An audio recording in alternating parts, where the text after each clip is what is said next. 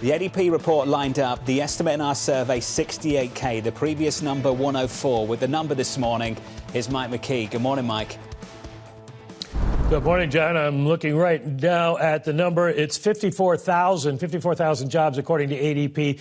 Comes in lower than the forecast you just mentioned of 68,000 and certainly down from a revised 106,000 last month. So this is not good news for the markets, and it is something that was foreshadowed by Governor Chris Waller, who noted that the Fed buys data from ADP on a weekly basis, and it had deteriorated during the months since the last jobs report. Taking a look at industry by industry, goods producing gained 13,000 jobs, but manufacturing lost 7,000. The gain was in construction of 16,000. And in service providing, we see trade and information services down 17,000, education and health services down 12,000.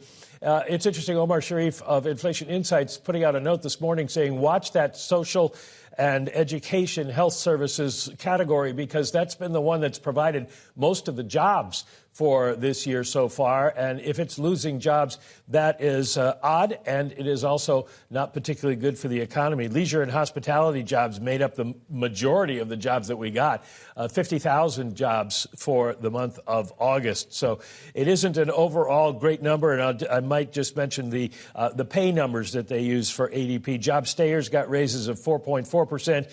Change jobs, you get 7.1%, fairly healthy.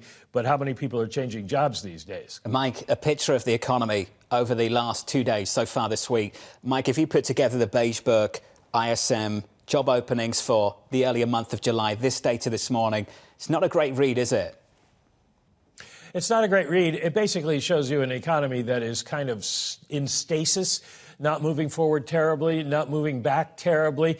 But the trend is what some members of the Open Market Committee have been talking about, and that would be concerning because the trend is towards slower growth and slower employment growth, which would feed on itself. So we'll have to see what we get tomorrow in terms of jobs and whether that tells the same story. Oh, and don't forget ISM services at 10. It's an important read. Mike, we'll be back with you in about 13 minutes' time. Jobless claims are just around the corner. Mike McKee breaking down the ADP report. That comes in a whole lot softer than expected. Equity futures stay positive.